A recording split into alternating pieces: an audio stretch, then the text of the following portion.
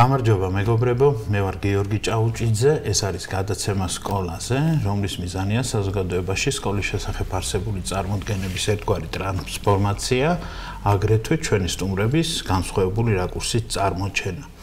დღეს ჩვენი სტუმარია ქალბატონი მაია ჩარჩხალია, რომელიც განხლავთ ყველაზე მსხვილი ჯედერი საქართველოში, ანუ შესაბამისად გირჩისთვის ყველაზე დიდი კონტრიბუტორი, ასე ვთქვათ. დიდი მადლობა ქალბატონო მაია, რომ მონაწილეობთ ჩვენს გადაცემაში. საპასუხისმგებლო წარდგენა. ძალიან კარგი და იმედია, რომ მეტი საპასუხისმგებლო და წარმატებაც გვექნება საერთო საქმეშიც. კი, მაგრამ უფრო საპასუხისმგებლოც არის კი ბატონო, მოკლედ დღეს ვისაუბროთ, რა თქმა უნდა, თქვენი სკოლის შესახებაც, თქვენი ბავშვობის სკოლის და იმ უნიკალური გამოცდილების შესახებ, რომელიც თქვენ და თქვენს ოჯახს გააქვთ, რაც გულისხმობს შვილების, ამ შემთხვევაში შვილების განათლებაზე, აღზრდაზე, შეიძლება ითქვას, სრული პასუხისმგებლობის მოპოვებას ჯერ, აღებას და შემდეგ ამის რეალიზაციას, ამიტომ ვფიქრობ, საინტერესო იქნება თქვენი გამოცდილებაც და დავიწყოთ თქვენი ბავშვობიდან. გითხარით თქვენი სკოლა, სასწავლობდით რომელ წლებში და რა შეიძლება გაიხსენოთ თქვენი სკოლის შესახებ? იცით, მე ვსწავლობდი სოხუმში ერთ-ერთ სკოლაში, მაგრამ არაფერი საინტერესო იქ არ ხდებოდა. აი, ჩემი მთავარი თემა რო არ გადავფარო ჩემი ბავშვობი და სკოლით, არაფერი ისეთი არ ხდებოდა. თუ არ ჩავთვლით მე ომს და სოხუმიდან წამოსვლას და მე მას შემდეგ 93 წლის შემდეგ უკვე ვცხოვრობ თბილისში. ასე რომ ჩვეულებრივი საშუალო სტატისტიკური მოგონებაც, სკოლაც და არაფერი განსაკუთრებული, თან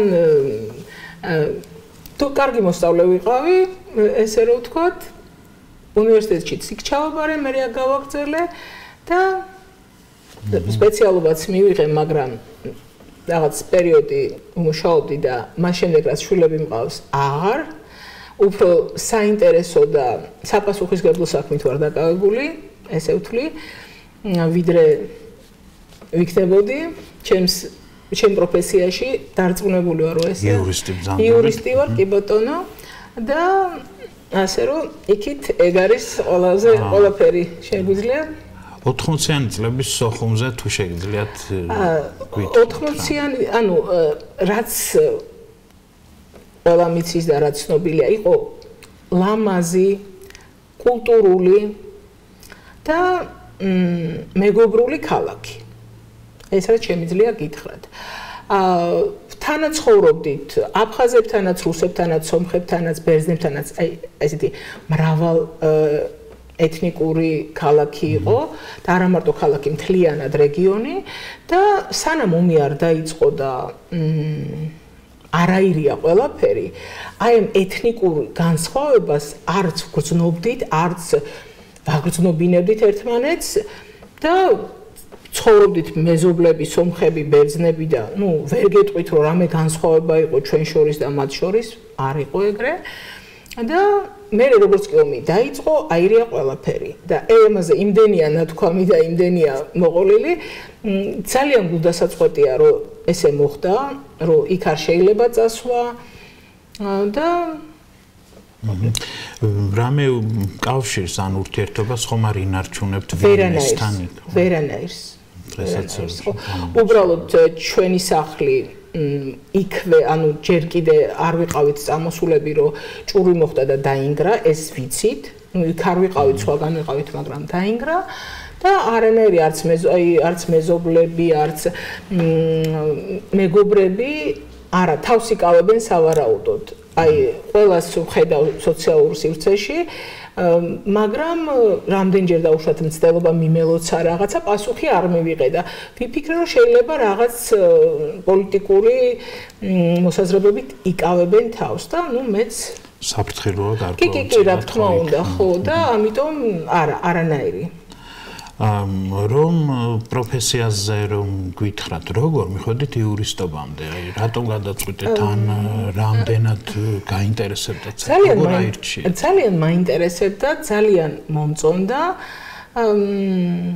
აი, ხო, მომწონდა, ყველაფერი მომწონდა. იარაღის ტარებაც მქონდა კიდევაც და ძალიან მომწონდა. ჩემთვის იყო ძალიან საინტერესო პროფესია. ვმუშაობდი კიდევაც პროკურატურაში და მე ჩავაბარე პროკურორის სალიცენზიო გამოცდა და იქ მორჩა ჩემი პროკურორობაც, იურისტობაც და ასე შემდეგ.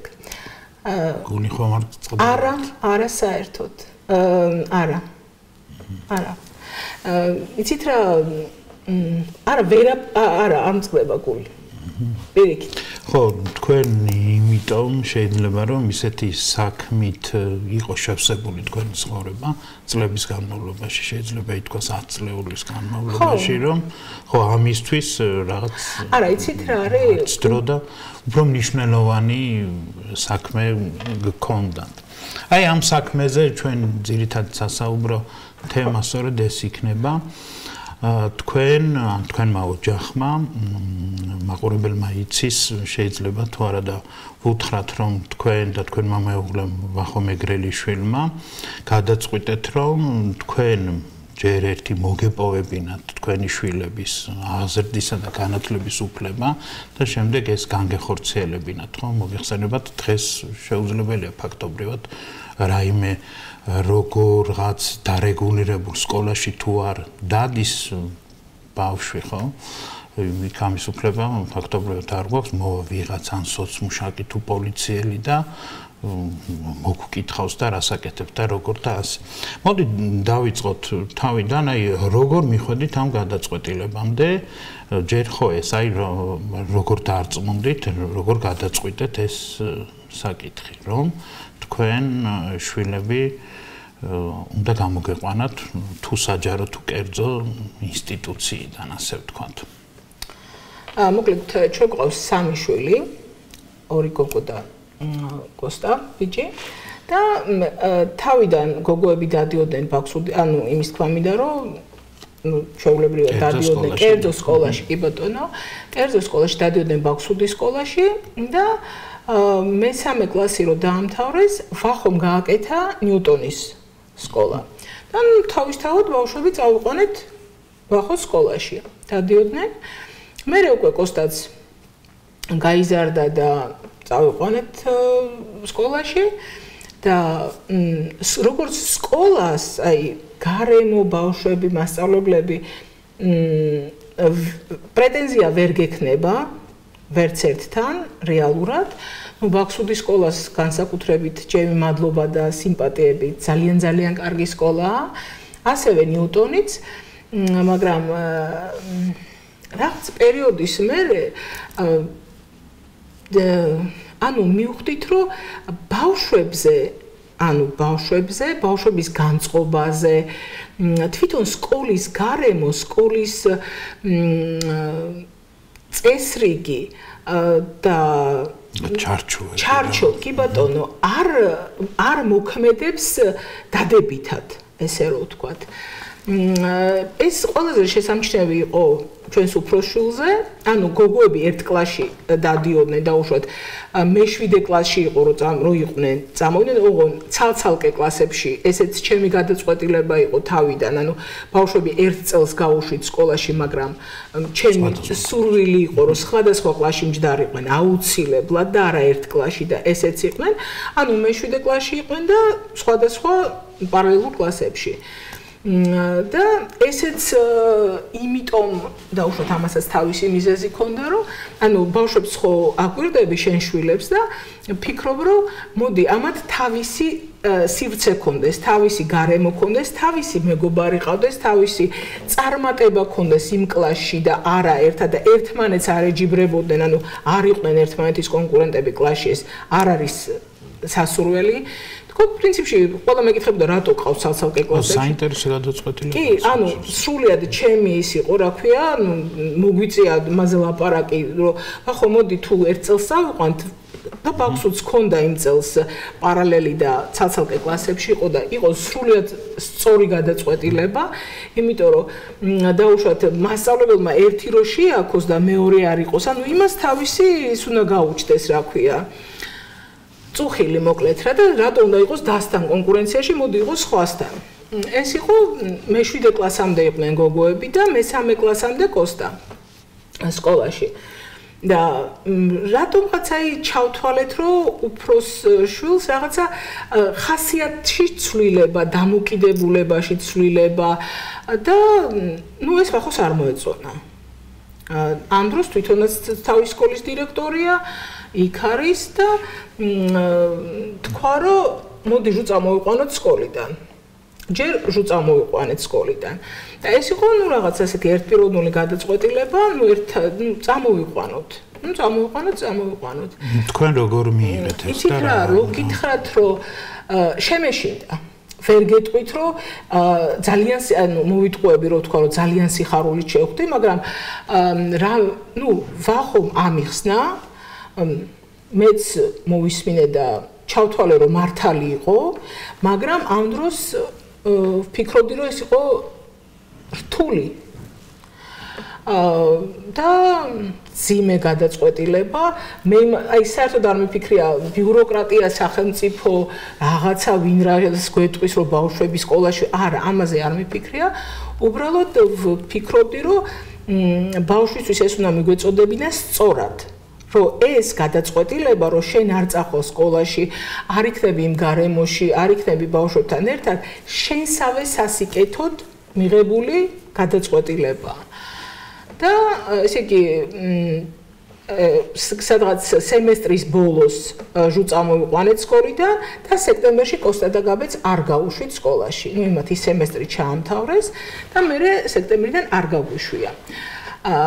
და როგორც ვთქვი, შემეშინდა. ჟუმ როგორ მიიღო ეს გადაწყვეტილება? ჟუმ ყველაზე ისე მიიღო, ჟუს არ გახარებია, რო არ მოგატყუოთ, დიდად არ გახარებია, მაგრამ მე ცით როგორ ჩვენთან როდესაც რაღაც გადაწყვეტილებას ვიღებთ, ვლაპარაკობთ სერიოზულად, დიდხანს და დეტალურად. და ეს შეიძლება ბავშვისთვისაც ცოტა რთული იყოს, ძიმე იყოს, მაგრამ იმან იცის, რომ ჩვენ მივიღეთ და ესე გვინდა არა. ჩვენ მივიღეთ ეს გადაწყვეტილება და შენ გიხსნით დეტალურად, რატომ არის ეს გადაწყვეტილება სწორი, შეიძლება რთული, მაგრამ მისაღები და რა შედეგი დადგება ამის შემდეგ შენთვის, სასიკეთო. და ხო, სხვადასხვა ჟუს უფრო დეტალურად დაუხსენით და კოსტა და გაბესთან არც დაგვჭირდა რა მისახსნა. კოსტა პირიქით ბედნიერიც იყო, ერთი წუთით არ უკითხავს, პირიქით ბედნიერი იყო იმ ფაქტით, რომ ის არასდროს სკოლაში არ წავიდოდა, იმ პერიოდში მით უმეტეს და დღემდე არც ერთ ბავშვს, აი 7 წელი გავიდა, არ წამოუძახებია ჩვენთვის, რომ ეს რა ცუდი რამე გაგვიკეთეთ. არა, ეს არ მომხდარა, არავის არ უთქვამს, აი ხო შეიძლება დაუშვათ ბავშვებს მშობლებთან ზოგადად სულ აქვს პრეტენზია. მშობელი ყოველთვის არასაკმარისია შვილისთვის, ის ყოველთვის ჩათვლის, რომ რაღაცას არასწორად აკეთებს მისი მშობელი და არც ერთ ჯერზე, არც ერთ შვილს ჩვენთვის არ უთქვამს, რომ ეს რა ცუდი რამე გაგვიკეთეთ. ჟუ რამდენი წლის არის ახლა? ჟუ არის 20 წლის. 7 აპრილს გახდა 20 წლის. გაბი არის 19 წლის და კოსტა გახდება 15 წლის ივლისში. მოდით ცოტა შორიდან რომ შევხედოთ არა კონკრეტულად თქვენს შვილებს და მათ მდგომარეობას იმ კონკრეტულ მომენტში, როდესაც ეს გადაწყვეტილება მიიღეთ. აი ჩვენ თვითონ გავუზიაროთ ერთმანეთს ჩვენი შეხედულება, რა არის, რაზე თქვით თქვენ უარი მაშინ სინამდვილეში, ხო?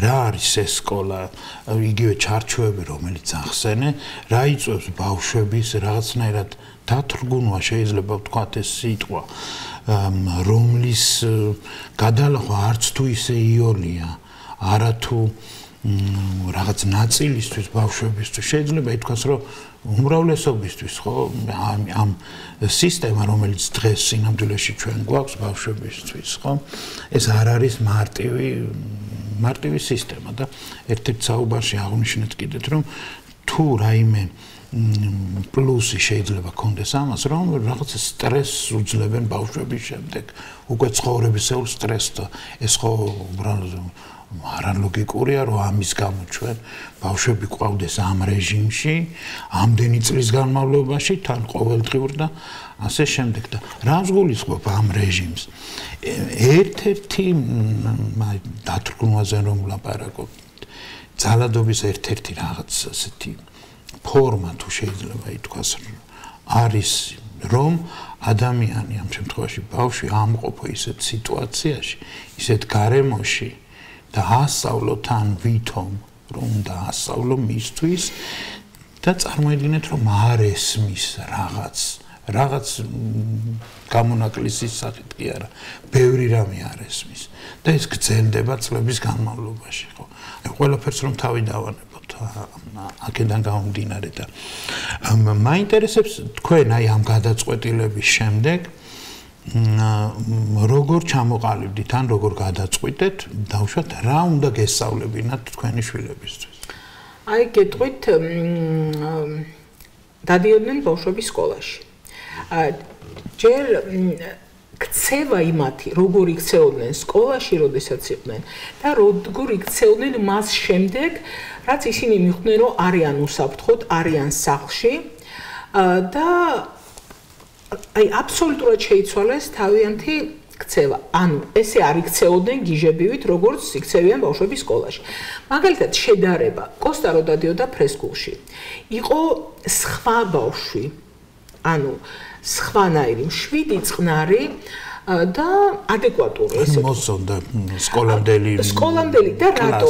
კი, იმიტომ რომ ვისიც იყო, ვისი პროგრამითაც ეს ბავშვები ამ ფრესკულში დადიოდნენ, აი წვრილმანებამდე ქონდა გათვლილი ბავშვების ქცევა, როგორ უნდა მოქცეულიყვნენ, პატივისცემა ერთმანეთის მიმართ, დახმარება ერთმანეთის მიმართ, და უშოთ ვიღაცას დაეძინა და ადგებოდა მეორე ბავშვი და კურტკას ან რამეს მიაფარებდა, იმიტომ რომ ძინავს და არ ეხმაურებდა, იმიტომ რომ ძინავს ბავშვს. და მე ეს კლასი მთლიანად მთელი 20 ბავშვი გადავიდა პირველ კლასში. იგივე, ანუ ერთი ოთახიდან გამოიყვანეს ბავშვები და გადაიყვანეს სხვა კლასში. უბრალოდ კლასი გადავიდა სკოლის რეჟიმზე. ანუ ფრესკულიდან, სადაც სხვა პროგრამა ქონდა, გადავიდა აი საშინელ ყველასთვის ერთნაირ პროგრამაზე. არ აქვს მნიშვნელობა, კერძო სკოლა იქნება ეს თუ საშუალო საჯარო სკოლა. პრინციპი არის ყველგან ერთნაირი. მოკლედ, როგორ შეიცვალა, აი განსხვავება რო ნახოთ, როგორ შეიცვალა ამ ბავშვების ქცევა. ძალიან ცუდად იქცეოდნენ ბავშვები, ლოკერებში იმალებოდნენ, ერთმანეთს კურტკებს უმალავდნენ. მაგალითად,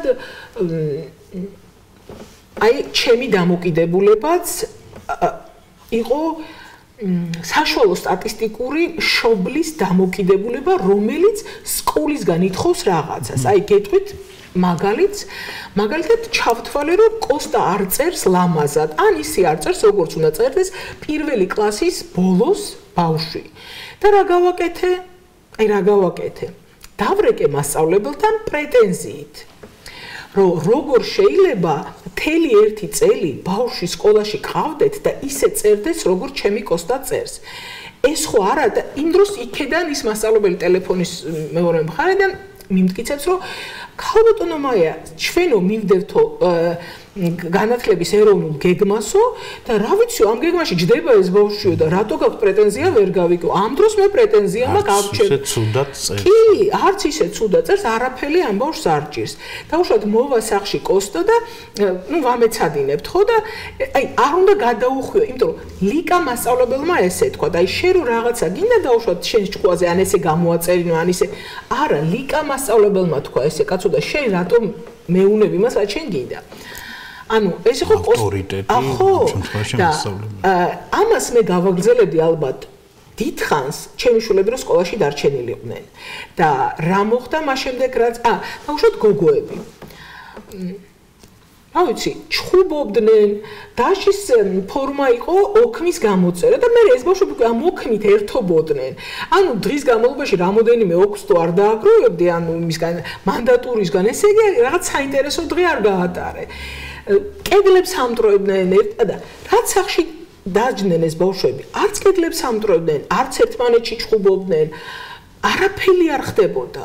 ანუ როგორც კი სტრესული გარემოდან გამოვიდნენ, არ ბაძავდნენ ერთმანეთს ცუდ ქცევაში, ძირითადად ბავშვები ერთმანეთს ბაძავენ ცუდ ქცევაში და არა კარგ ქცევაში. ვიღაცამ 3 წიგნი წაიკითხა და მოდი მე 4 წავიკითხავ, ეგ იშვიათად ხდება.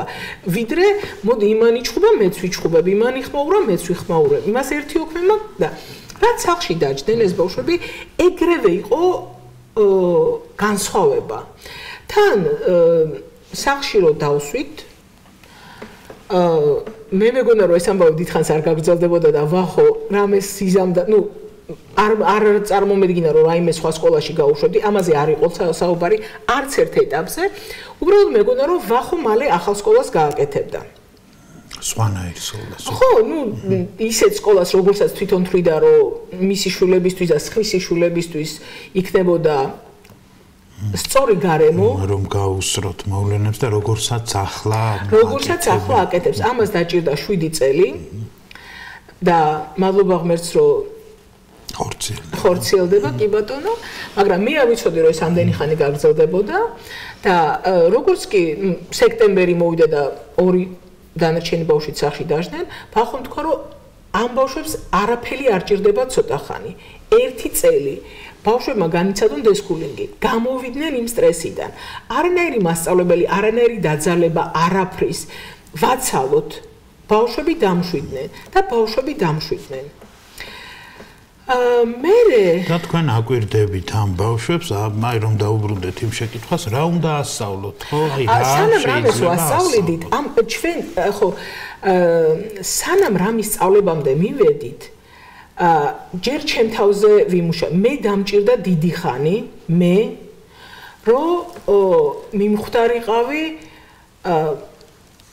ბავშვებთან არ შეიძლება ისე იქცეოდეს დედა როგორც დაუშვათ ვიქცეოდი მე არ შეიძლება ანუ როგორ ვიქცეოდი ისევე როგორც ალბათ საშუალო სტატისტიკური დედები სულ ბავშვთან გაქვს პრეტენზია სულ ბავშვისგან ითხოვ რაღაცას ეს გააკეთე ის გააკეთე რაღაცა არ მოგწონს ეს როგორ და ერთ დღესაც ვიფიქრე, რომ როგორ შეიძლება ისინი სულ დამნაშავეები, სულ რაღაცა არ მოგწონდა, დამნაშავე ცუდი სიტყვა, არასდროს არ იყვნენ დამნაშავეები, მაგრამ არ მოგწონდა, სულ შენიშვნას აძლევდე. და მივხვდი, რომ იცი რა, მოდი მე შევიცვლები. რაღაცა, მოდი მე მოვწონვარ იმ ბავშვებს, ჩვენ ხო ამ ბავშვებს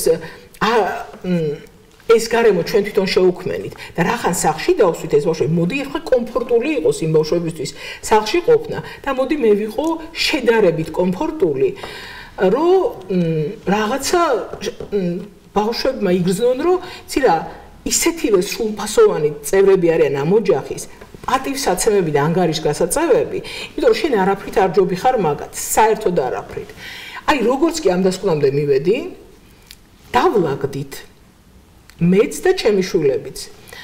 და ხო, ეგ საინტერესო შეიძლება აღმოჩენასავი, თუმცა ხო ზედაპირზე დევს ეს აღმოჩენა პრინციპში. იცით რა, არ არის მარტივი. ნახეთ, თუ კი ზრდასრული ადამიანისთვის არის რთულად გასაგები ის, რომ ვიღაცა შეიძლება სხვანაირად მოიქცეს, ხო?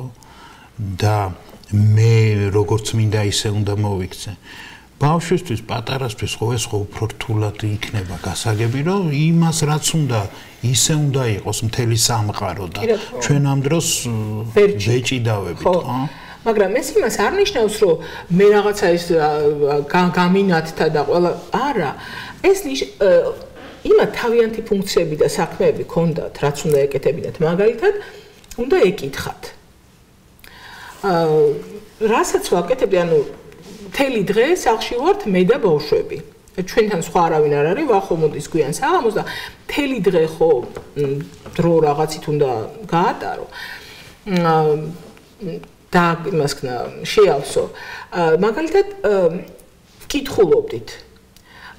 თუ მარტო ეზარებოდათ დაუშვა თავის ოთახში დაждდომა მე რო რაღაცას ვაკეთებ, ან სადილს ვაკეთებ, ან ვაუთავებ, ან რაღაცას, იქ რომელიმე ბავშვი იჯდა ჩემთან და ხმამაღლა კითხულობდა.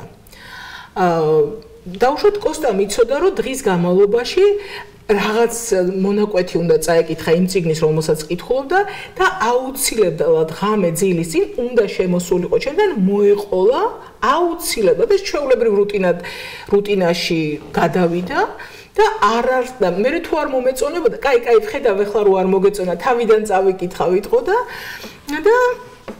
ეს იყო რუტინა დაუშვათ რომ წიგნი უნდა წაგვეკითხა ყველას რაღაც საქმე მაქვს ჭირდება დახმარება სახლის საქმეში კი ბატონო და ჩვენი თანაცხოვრება გახდა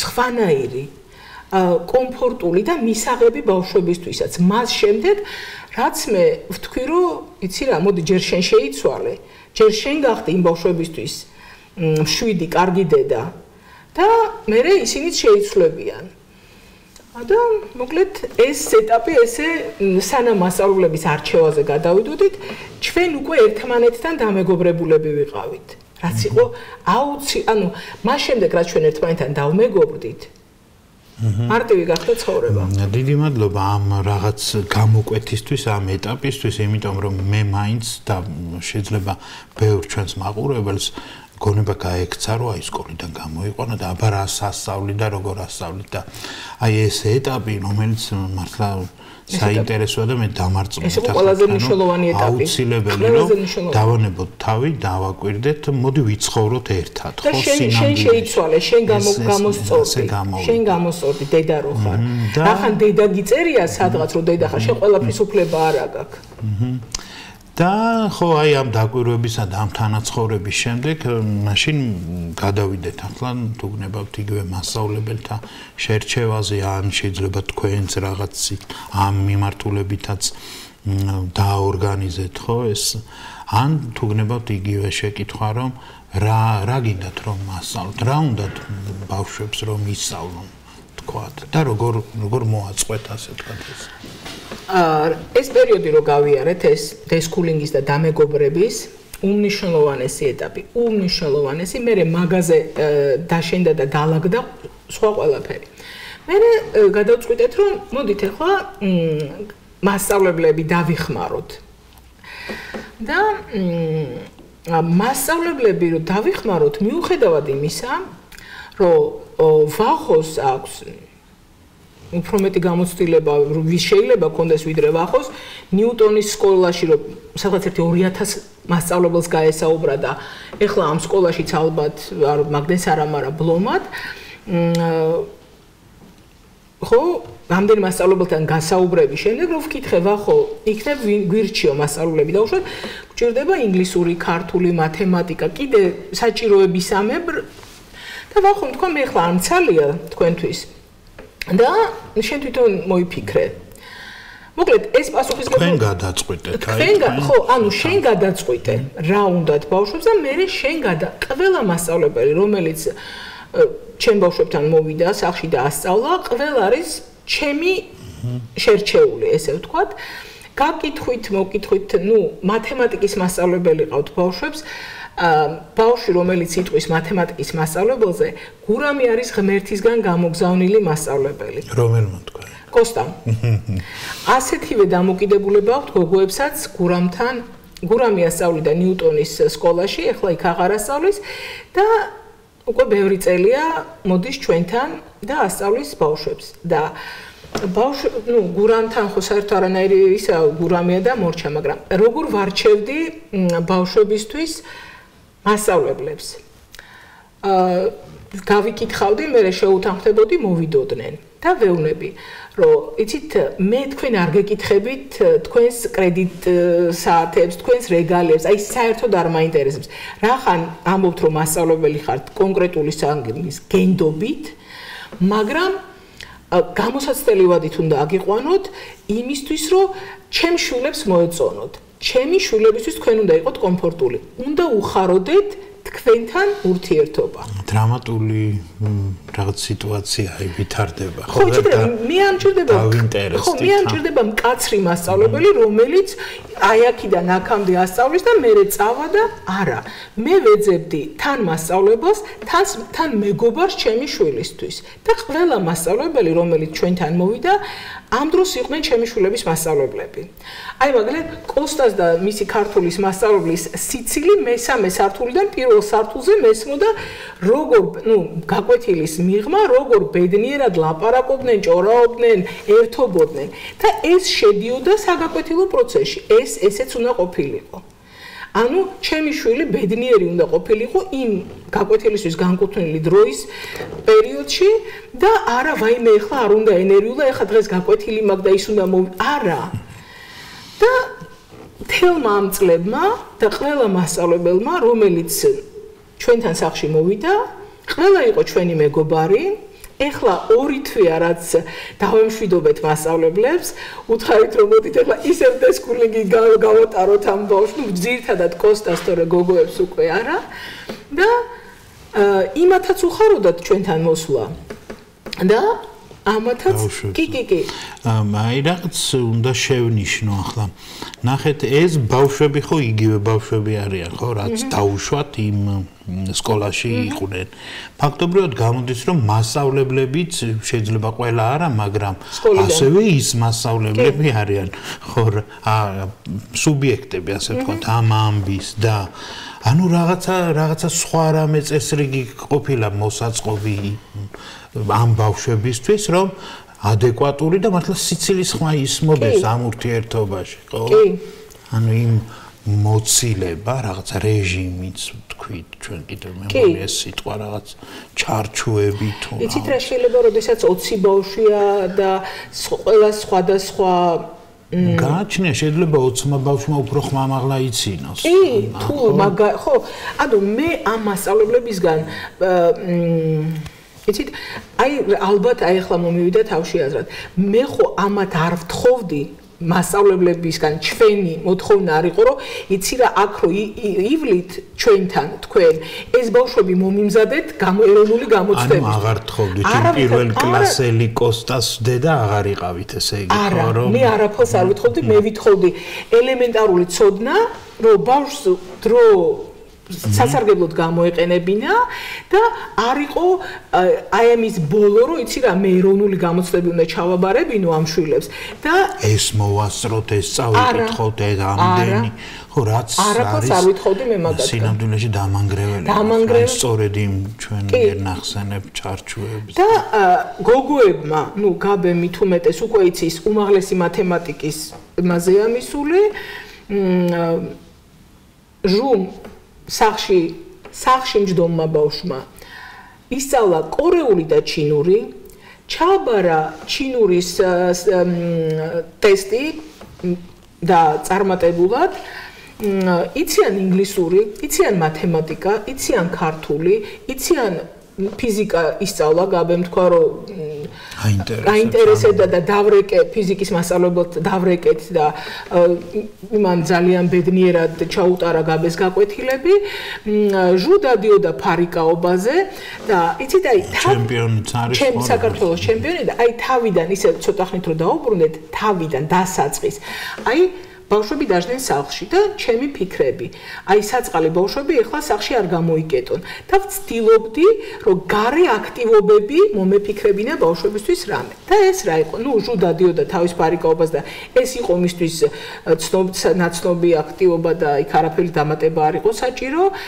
თან პერიოდულად ზოგჯერ კარატეზე დადიოდა, ზოგჯერ ბოქსზე დადიოდა, თავის თავს ირთობდა გარეთ და კოსტას და გაბეს იმისთვის რომ კვირაში ორჯერ გარეთ გასულიყვნენ წავიდნენ სამხატვრო სკოლაში არტისტი არის სპეროვსკაიაზე გადასარევი ბავშვებისთვის სამხატვრო სკოლა და იქ დადიოდნენ რომ გარეთ გასულყვნენ ეს აქტივობა ქონოდათ მაგრამ იმის მიღმა რომ იქ დაუშვათ ხატვას სწავლობდნენ და ძალიან საყვარელ გარემოში იყვნენ თან მე გამოვიყენე ბავშვების ანუ ახალი უნარჩვევების გამომუშავება ჩავთვალე რომ იქნებოდა სწორი და რა იყო ეს მარტო გაუშვი გაბე და კოსტა ავტობუსით ანუ კოსტა არის სადღაც მეხუთე კლასში რა მალევე კი სადღაც 8 წლის ალბათ და გაბე 4 წლით დიდი და ავტობუსით მიდიოდნენ პეროვსკაიაზე, ავტობუსით მოდიოდნენ, იმიტომ რომ რაღაც პერიოდი ტაქსით უშვებდი, მაგრამ მეთქი, მოდი აბა თვითონ პასუხისგებლობა გაბეს, როგორ უნდა მიხედოს კოსას, მივიდნენ ავტობუსით და მოვიდნენ სახლში ავტობუსით. ეს კარგი ის იყო, რა ქვია, ცალკე, კი, ცალკე ის იყო სწორი ქმედება. მე წავიყვანე ცოტა ხანი მუსიკალურ სკოლაში და მე ის მუსიკალური კერძო კლასი დაიკეტა და წლები სახლში მოდიოდნენ მუსიკის მასწავლებლები და სახლში ასწავლიდნენ ამას ფორტეპიანოზე კი ბატონო ამას ახლა რატო გიყვებით და რატო ვაკონკრეტებ აი ამ აქტივობებს და სწავლის პროცესს არც ერთი დღე ეს ბავშვები რაც არიან სახლში არ ყოფილა ისე გაფლანგული რომ ბავშვებს რაღაც არ ესწავლოთ. სულ რაღაცა სწავლობდნენ. სულ რაღაცის სწავლა როგორ შეიძლება და მეტიც არ იყოს. ეგ ხო ბუნებრივი მდგომარეობა ადამიანის და ბავშვის მithumetes ნამდვილად. ბავშვის ის იმას სულ რაღაცის სწავლა უნდა. სულ უნდა რომ რაღაცა ისწავლოს. ჟუს რო ელო სკოლაში იმას ის ამდენ დროს არ დაუთმობდა კორეულის და ჩინურის სწავლას. საათობით იჯდა ბავშვი და აი შემიძლია თქვა რომ ბავშვმა ჩინური ისწავლა მართლა თავისით. მასწავლებელი არ ყოლეთ რომ ვერ ვიპოვეთ მასწავლებელი არა იმიტომ რომ კორეულის მასწავლებელი ყავდა კორეელი გადასარევი გოგო, მაგრამ ჩინურის მასწავლებელი ვერ ვიპოვეთ. და ბავშვმა თავის თავს რუტინა გამოუმუშავა, იჯდა და სწავლობდა. გაბესთან მოდიოდა ფორტეპიანოს მასწავლებელი და ისწავლა, კოსტა დადიოდა ფეხბურთზე. ანუ მთლიანად შევსებული იყო ამათი დრო და რატო ვაკონკრეტებ ამ ყველაფერს ესე დეტალურად რატო ვყვები? რატომღაც ყველა მიცის, ბევრმა იცის, რომ ვახო მეგრელიშვილის ბავშვები არიან სახლში და არ დადიან სკოლაში. და გამოხმაურება რაღაც პოსტების ქვეშ. კი, ბოდიში აი სამწუხაროდ არა მხოლოდ ვახოთ თქვენს შვილებთან დაკავშირებით.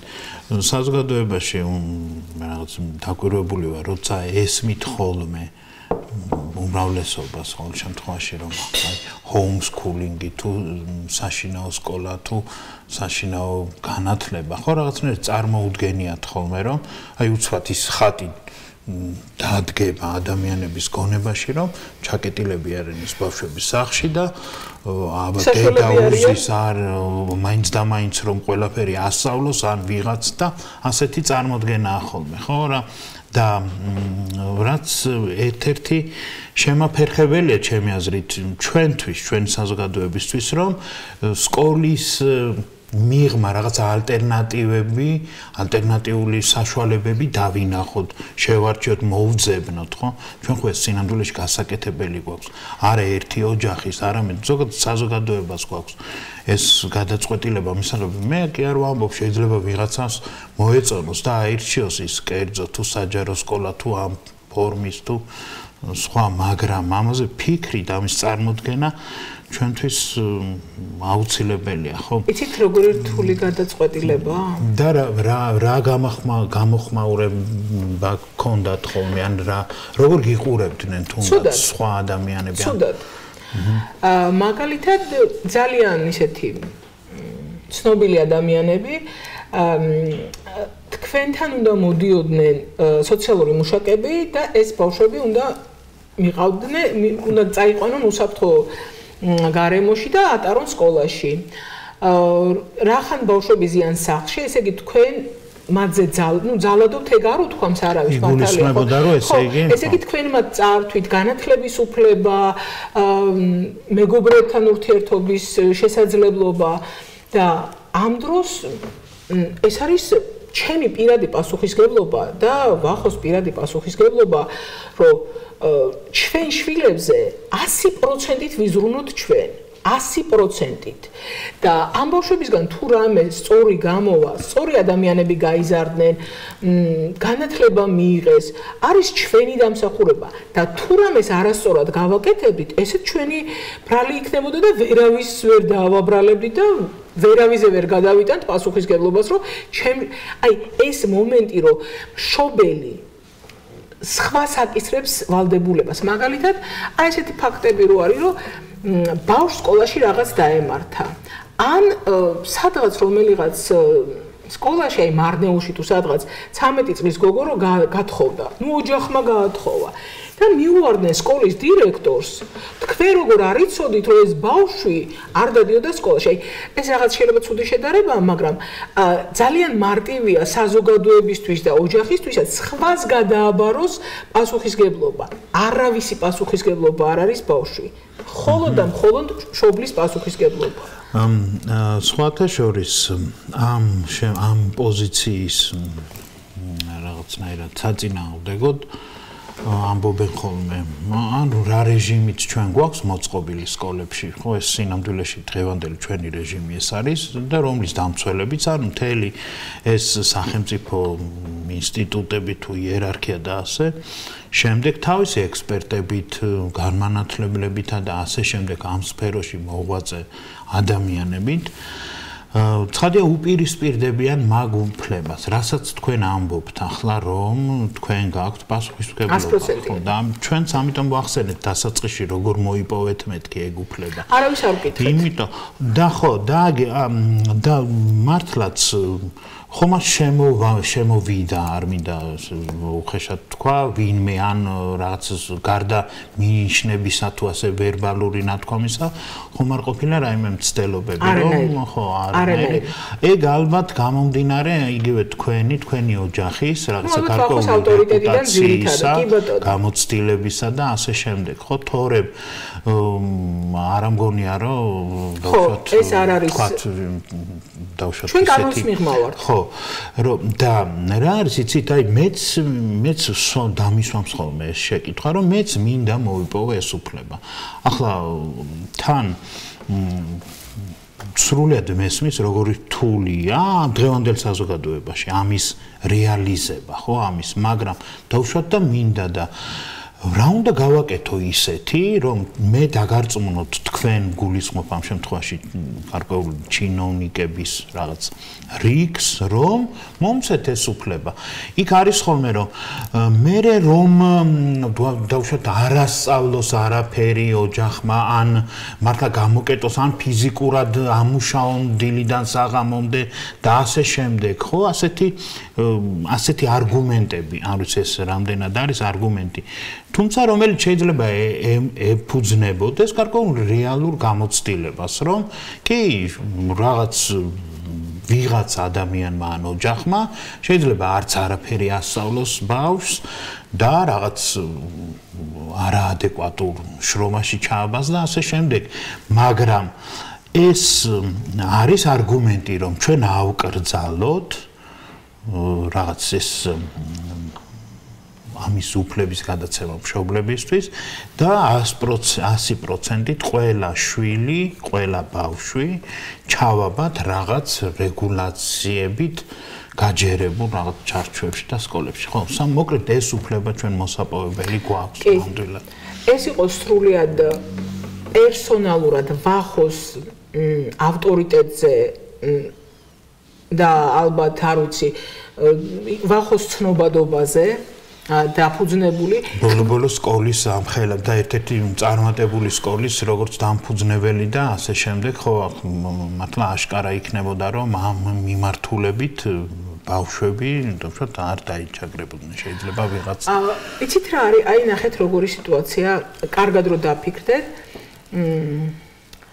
არ აქვს მნიშვნელობა დავუშვათ ეს მართლა ესე ამბობდნენ რომ ეს რო არ იყოს ვახო მეგრელიშვილი ბავშვებს ხო წაართმევდნენ და ჩააბარებდნენ სადღაც ამას ხო ამბობდნენ ვისაც არ ეზარებოდა უფლება დამცველები ბაია პატარაები ვინ არა მაგალითად ну არ მინდა გვარები თქვა ცნობილი ადამიანები ვახოს პოდკასტშივე ბაია პატარაე პერსონალურად არ გიხსენებთ განზოგადებული განზოგადებული რა თქმა უნდა ხო ბაია პატარაე სხვათა შორის იქვე ვიღაც წერდა ანუ ერთ-ერთი ქალბატონის პოსტის ქვეშ რომ ეგო გიჟიაო თავის ცოლი რაცო გათხოვდა ის ცოლი ნუ ცოლია მაგისიო სამსახურში არ გაუშვ სახლიდან არ უშვებსო ხო და არა ეს ჩემი პერსონალური გადაწყვეტილება და ვთვლი რომ აქ ბევრად უფრო მნიშვნელოვანი ვარ ვიდრე ნებისმიერ პროკურატურაში ვიქნებოდი მოკლედ მაგრამ აი რა ისე თქმა მინდა, ამდენი უფლება დამცველი, ამდენი რა ვიცი, ცნობილი ადამიანი, რომელიც რაღაც ფორმით ეხებოდნენ ამ თემას. კაცი შვილი შეიძლება მართლა ესე ხდებოდა, შეიძლება მართლა გამოვკეტეთ ეს ბავშვები, შეიძლება მართლა ვძალადობთ ამ ბავშვებზე. არავინ არ მოსულა, აი პოსტებს და ქვეშ კომენტარებს, რომელიც არასასიამოვნო იყო, ძალიან ცუდი მოსასმენი და წასაკითხი იყო, არავინ არ გასცილებია ამას. თუ მართლა გადარდებს სამი არასრულწლოვანი ბავშვის მდგომარეობა, მოდი და ნახე. და მოკლედ აი მე ვახოზე რაც უნდა თქვან. დაწერო, მოკლედ არაზროს არ გამიჩნდება იმის სურვილი რომ ვუპასუხო, მაგრამ როდესაც იყო დაუშვათ პოსტი, სადაც ჩემშვილებზე ამბობდნენ რომ ისინი მსხვერპლები არიან, წერა-კითხვას ვერ ისწავლიან, სახლში არიან, გამოკეტეს, მეგობრები არ ყავთ, საწყალი ბავშვები, ეს რა დღეში არიან, იქ უკვე ვპასუხობდი. და კაციშვილი მერე ადეკვატურ პასუხს ამცემდა. მაგრამ ამის ფონზე შარშან იყო მე მგონი რომ მოვიდა ერთ-ერთი ტელევიზიიდან სახლში რაღაც სახლის სიტუაციის გადასაღებად მოვიდა ჟურნალისტი და ტელევიზიიდან.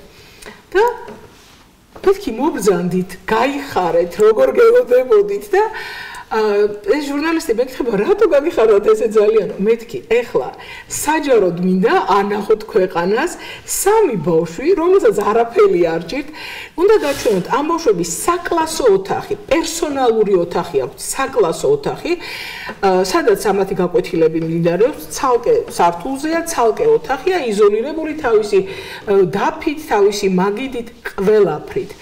და რა ვიცი, არაფერი არ ჭირთ, ოთახი აქვს, გაკვეთილები აქვს, მასწავლებლები ყავთ, აგერ ჯილდოები აქვს, მედლები აქვს, ყველაფერი.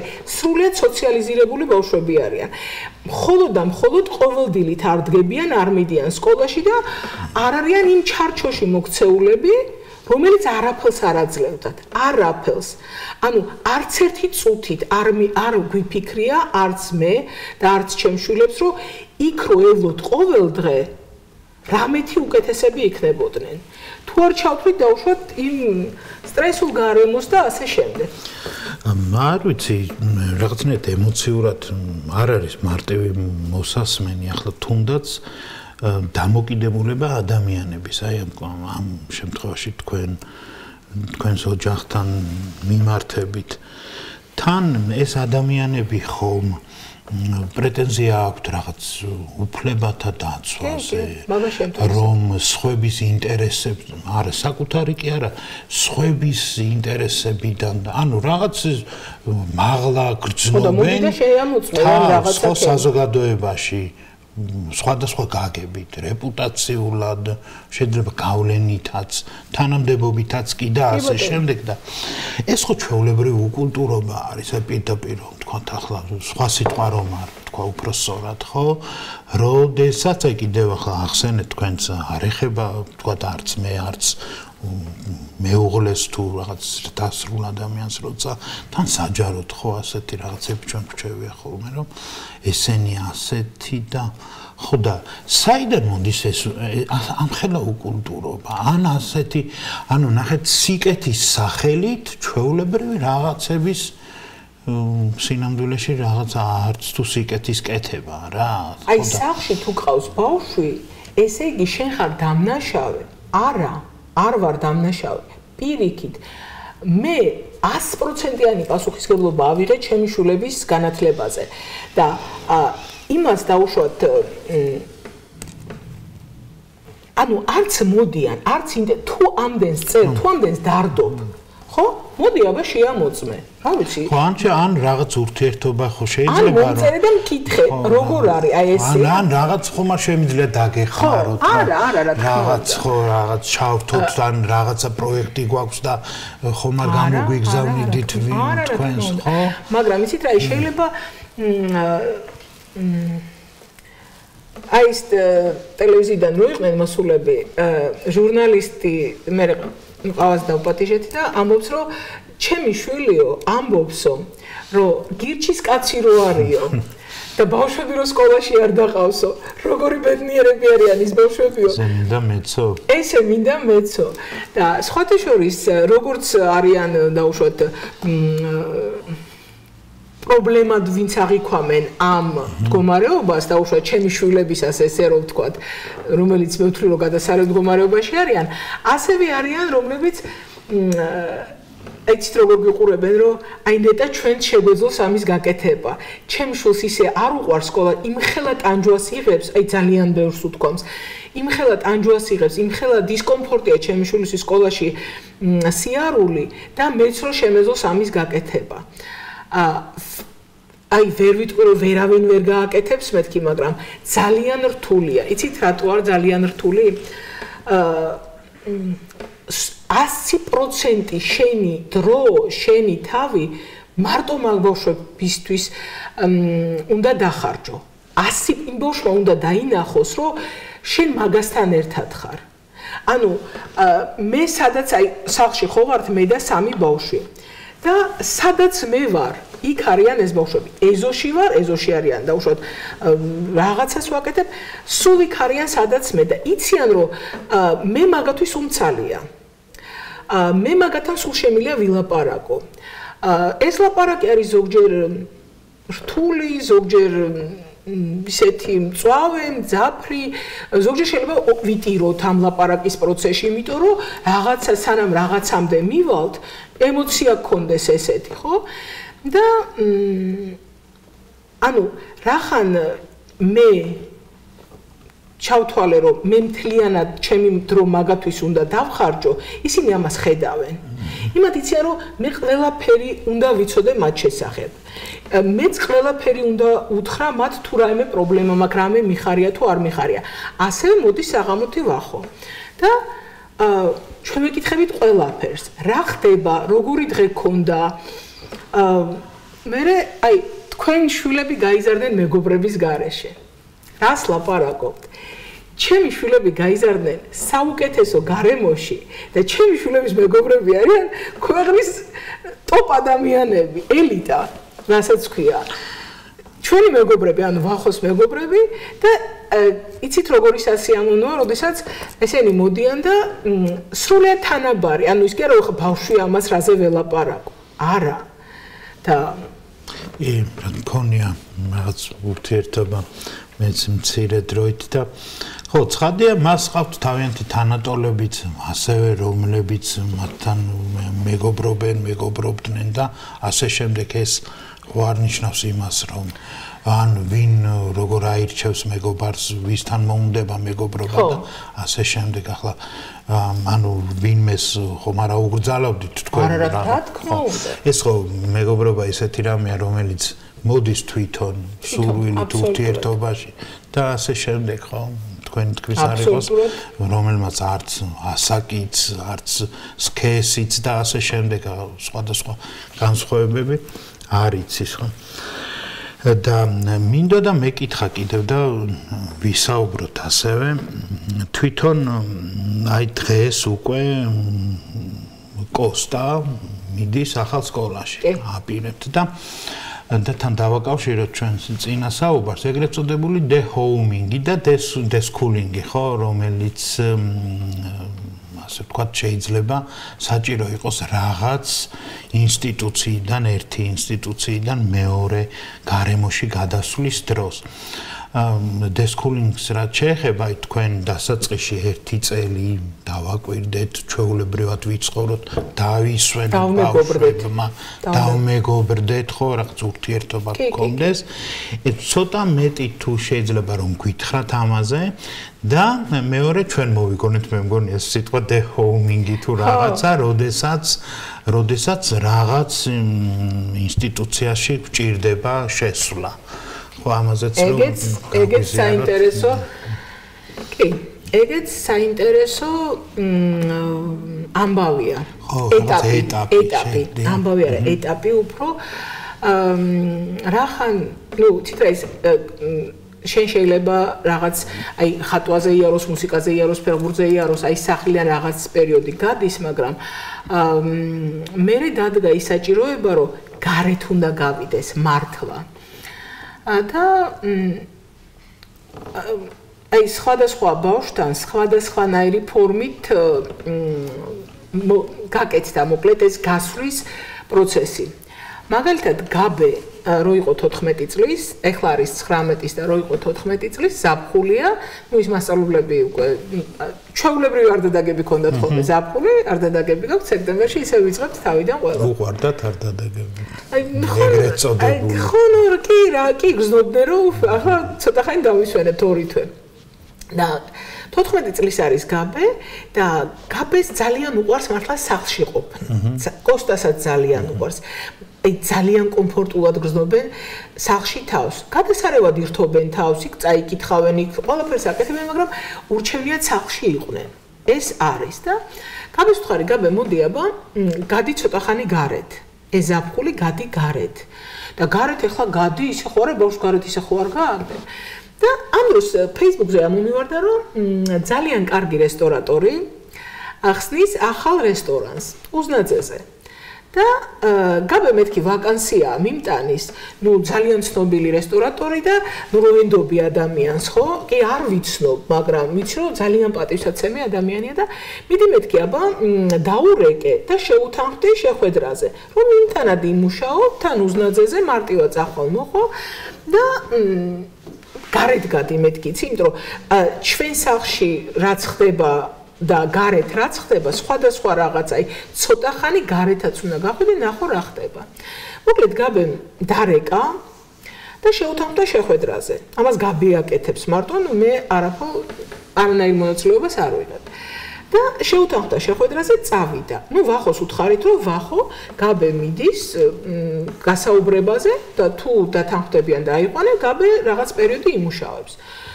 ვახო შეწუხდა, თქვა რომ არა, ბავშვი გარეთ არ გაუშვა. ну ვახოს არ უყვარს ესეთი რადიკალური ცვლილებები, ყოველთვის არის ბავშვის მხარეს, იძახის რომ არა, აცალე, რატო უშვებ. მეთქი თან мама და გოგო. ხო, ძალიან, ხო, კი, და მე ამას ნერვიულობს, გულშველად ნერვიულობს და ურჩევნია თუ არაფერი მაგდაგვარი არ იქნება და მისი შვილები სულ იქნებიან სახლში დაცულები.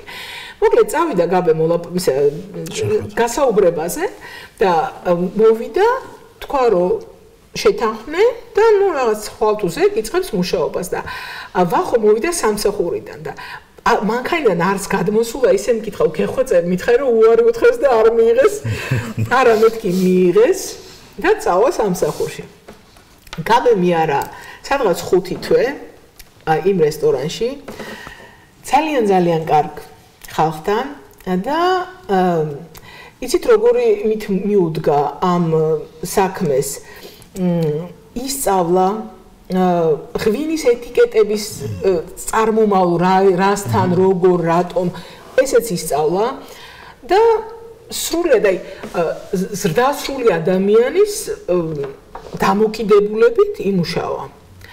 მე თქვა რომ всё თავის თავი გამოწურა, რაც უნდა გაიგო, რაც უნდა ენახა, ნახა და თქვა რომ всё მეტი იქ აღარ უნდა მუშაობა, ეხლა გააგრძელებს სწავლას, გაკვეთილები დამეწყო და ნუ ჩვენს თქვით რომ კი ბატონო. დიდი პატივისცემით დავშორდით ერთმანეთს, ანუ მე მეგობრობთ, მაგრამ ნუ იქ აღარ მუშაობს. იმის მერე გაბე სამსახური არ იმიტომ რომ სწავლობდა რაღაცებს, ეხლა არის იმ ეტაპზე, ანუ ვუთხარით რომ გაბე აი შენ დრო, მოგონეს განსაზღვრელი არ არის და ეს დრო გამოიყენე იმისთვის რომ მოიფიქრო რა გინდა, აი რა გინდა რომ ისწავლო, სადაც შენ თავს იგრძნობ კომფორტულად და გაგიხარდება მაგის სწავლაც და იმ ნასწავლის საქმეში გამოყენებაც. რა პროფესიაში რა პროფესია გინდა, იმიტომ რომ ჩვენ არანაირი სურვილი, არანაირი აი ჩვენ გვინდა რომ შენ ეს გააკეთო, ეგ არ გვაქვს. თუმცა რაღაცა შეიძლება ფიქრობდეთ, ხო? არც ვფიქრობთ, იმიტომ რომ რაც არ უნდა ჩვენ ვიფიქროთ, არა, მაგასაც არ ვფიქრობთ. საქმეც მაგაშია, სრულად მაგაზეა მინდობილი და ვიცით რომ რამეს მოიფიქრებს, ახლა ჩვენ უკვე დროს მეშვებით, ერთადერთი ჩვენ პრეტენზია გვაქვს რომ დროს ნუჭიმავ, დროზე ქენი. თორე დანარჩენი სრულად მის პასუხისგებლობაზეა, რას მოიფიქრებს.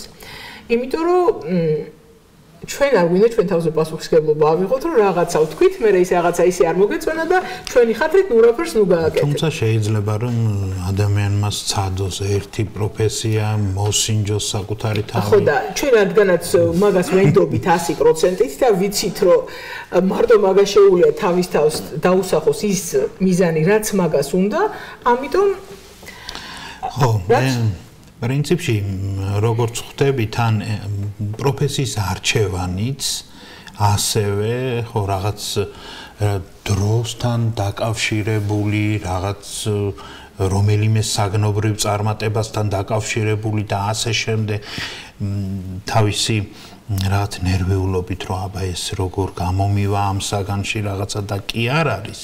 არამედ მართლა საკუთარ თავში ჩაღრმავებასთან არის დაკავშირებული მოსინჯვა, რაღაც არ მოწონება და ასე შემდეგ, ხო?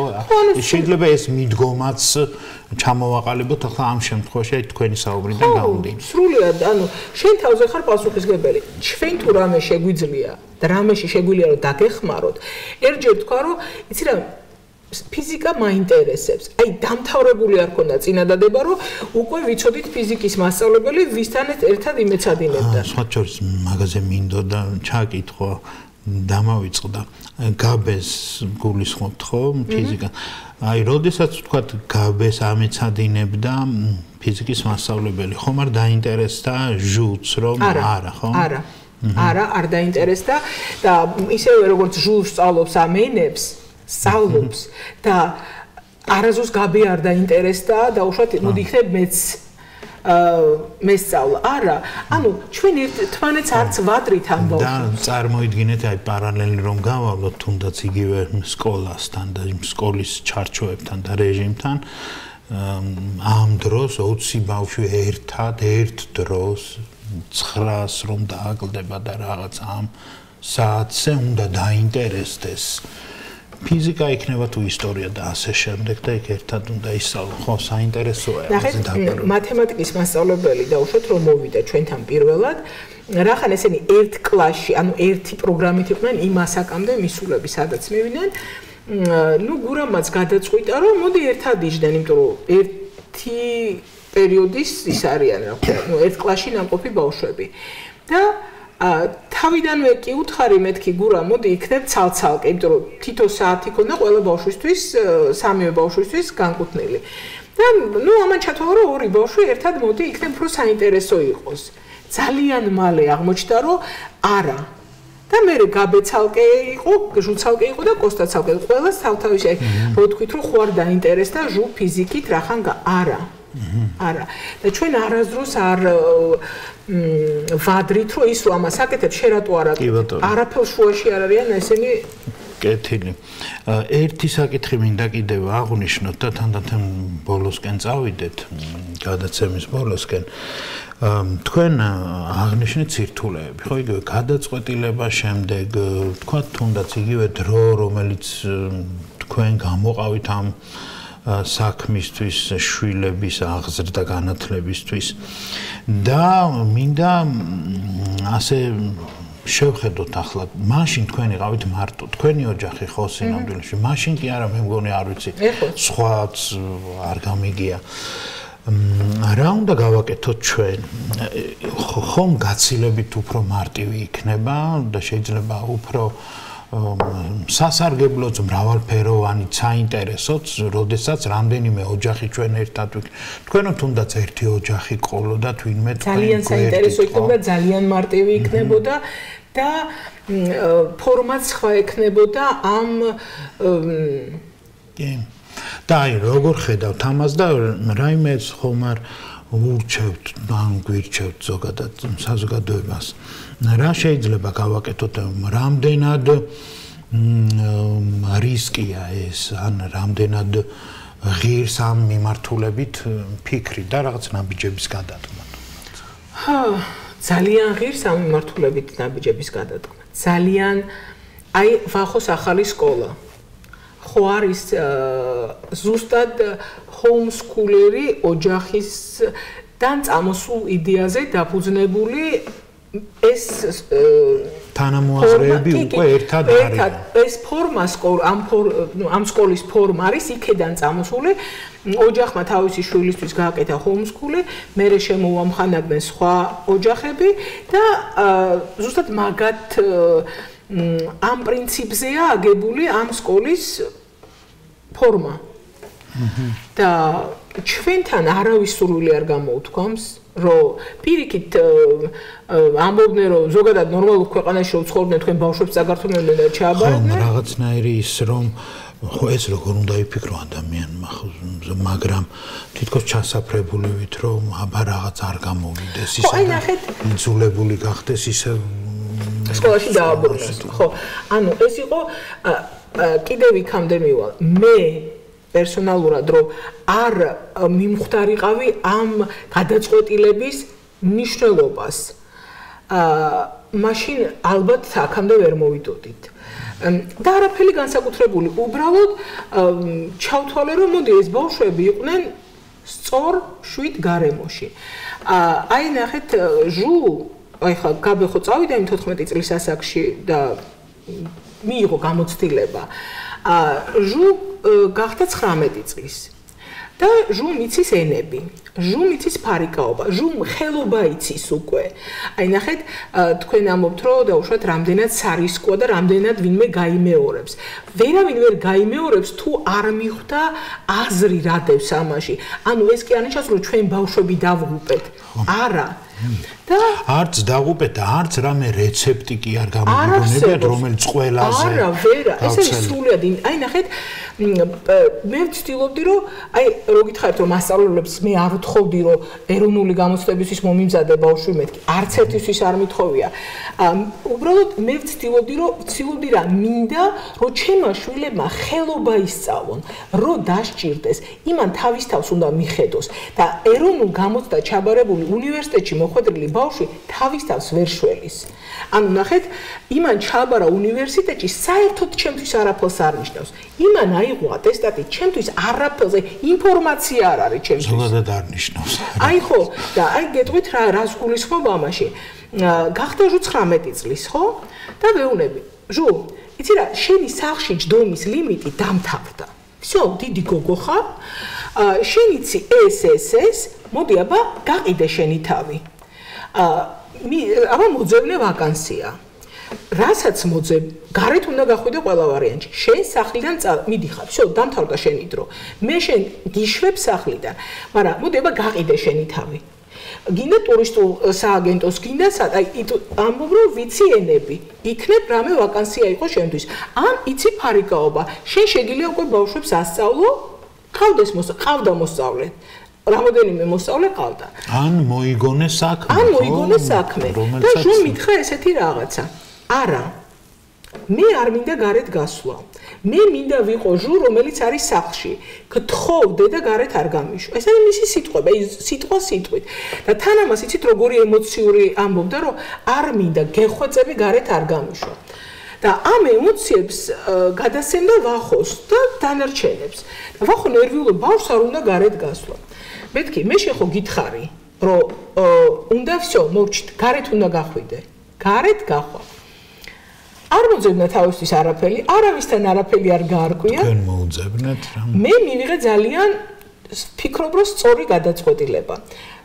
მე და ვახოს ყავს მეგობარი, რომელსაც აქვს ავეჯის საწარმო თუ ქარხანა. ავეჯს აკეთებს, დიდ შეკვეთებს. და მე ვთქვი, რომ მე დაურეკავ ახლა ავთოს და ვეტყვი, რომ ჟუ წაიყვანოს თავისთან სამსახურში. ვახომ თქვა, არა, შენ ავთოს არ დაურეკა, ნუ ჟუც გაგიჟდა. მეთქი, კი, დავრეკე ავთოსთან.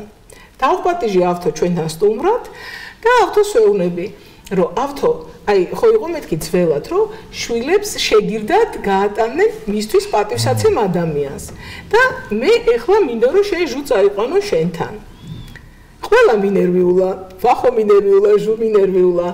და წავიდა 19 წლის გოგო, ბავშვი, რომელსაც სახლიდან არ უნდა გასვლა.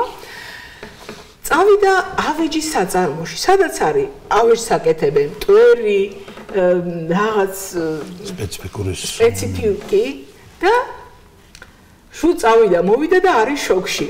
მისი ემოცია არის რომ დედა რატო იქ რატო ვარ მეთქი მე შენ გითხარი სხვა რამე ქენი არ ქენი და რა ქნა ჟუმ ინერვულად ცოტა ხანი მე არის უზარმაზარი დანადგარი რომელიც აკეთებს ავეჯის თუ ჭრის ამ ავეჯის ფილებს ყველაფერს და იყო ერთი სხვა ქვეყნის მოქალაქე მუშაობდა ამ დანადგარზე და სხვა ვერაფერი საინტერესო ვერ ნახე ხა ისწავლა ჟუმ ისწავლა CNC-ის მანქანაზე მუშაობა მე ის უცხოელი გაუშვეს ქვეყნიდან და იმ ხელა ავეჯის საწარმოში რეალურად ჟუმ მუშაობს ახლა იმ დანადგარზე ასე რომ მუშაობს ძალიან ბევრი რამე ისწავლა ძალიან იმ ხელა გამოცდილება მიიღო ვერ წარმოიდგენ არანაირი უნივერსიტეტი არანაირი ეროვნული გამოცდა მე არ მომცემდა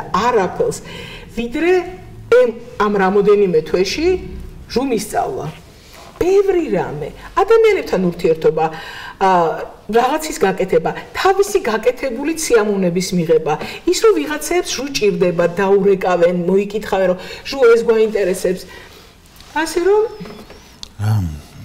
ძალიან საინტერესოა და სასიამოვნოც თქვენთან საუბარი დიდი წარმატება ბედნიერება მინდა უსურვო თქვენს შვილებს ყველა შვილს ჩვენს მომავალთაობას და მართლაც აი საკუთარი თავი ეპოვოთ სიამოვნება და კომფორტი ყოფილიყოს ამავდროულად მათ პროფესიებში როდესაც ისინი აირჩევენ ამას ასევე მინდა დიდი სურვილი გამოვთქვა და ფაქტობრივად ეს უკვე შეიძლება ითქვას რომ დღევანდელობა რომ ბევრი ოჯახი რომელიც გადაწყვეტს მოიპოვებს ამ უფლებას და საინტერესოდაც განახორციელებს მით უმეტეს უკვე ახალ სკოლაში რომელიც აი უკვე იქმნება და ახალი ნაკადები ეყოლება უკვე ზაფხულიდან გულისხმობ მეგობრებო როგორც იცით ახალ სკოლას რომელსაც ვახომე ეგრელიშვილი პარტნიორებთან ერთად აფუძნებს ხსნის და ასე ეს იქნება 7 წყდარი სასიამოვნო გარემო ბავშვებისთვის ოღონდ უფრო მეტი ბავშვისთვის ვიდრე ჩემი შვილებისთვის იყო სახლში ეს მიღწევადია და საჭიროა ბავშვებს ჭირდებათ. მე მგონი ყველა განსაკუთრებით გულშემატკივრობთ ამ იდეას ამ სკოლას და ეს დარწმუნებული ვარ უკვე 1 წლის შემდეგ უკვე იქნება დიდი გარღვევა მთლიანად ჩვენს განათლების ასე ვთქვათ სივრცეში ახალ სიტყვას ახალ ნაკადს შემოიტანს და ბევრ რამეს სხვა შორის ეხება თუ არა მას დაალაგებს გადაალაგებს ყოველ შემთხვევაში ძალიან დიდი მადლობა კიდევ ერთხელ და დიდი წარმატება და მოკითხვა თქვენს შვილებს მეგობრებო ეს იყო გადაცემა მაია ჩარჩხალიას სკოლაზე დაელოდეთ შემდეგ სკოლას